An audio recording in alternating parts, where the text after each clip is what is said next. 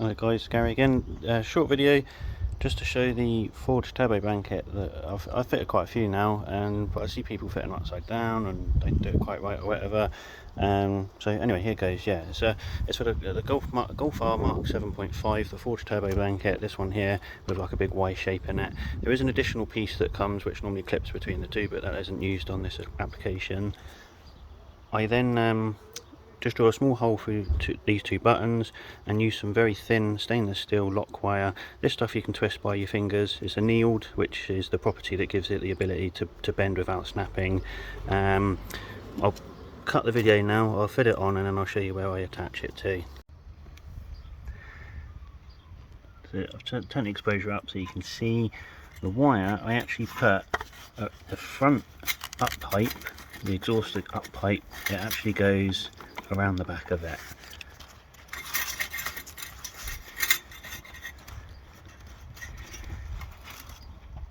Yeah, down that way of it, not this side near the oil pipe, it goes the other side so it doesn't interfere with any of the pipe work.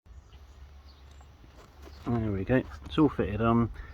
Now, like I said, the front section I go underneath the up pipe, the exhaust manifold, and then the pipe I go around the back of it and then up, and then I attach it down here onto the actual clasp that Forge give you just here.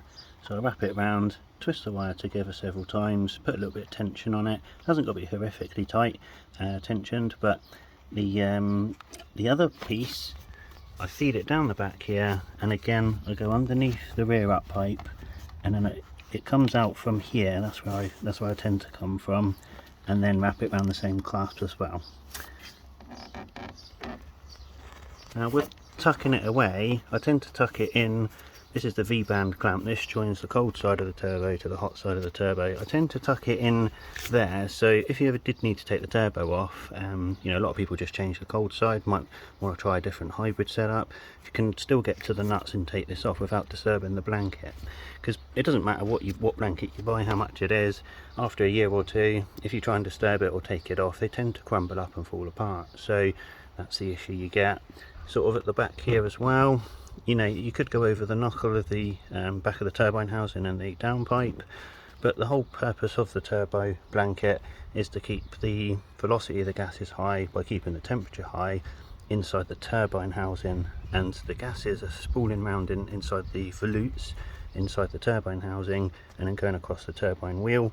So having a hot downpipe or flange here isn't as important as having actual hot turbine housing there. So that's your key focus, is to keep the blanket on these two volutes inside here on the turbine housing as tight as possible. And there we have it, the forged turbo blanket. On this car I've decided to fit the heat shield back on. It does help with keeping engine bay temperatures down, so you know, for me the heat shield is pretty critical. People obviously run it without. I don't see an issue with that. I guess as long as you've wrapped the downpipe and put the turbo blanket on, it'll stop the header tank from melting, because if you don't, it will melt it.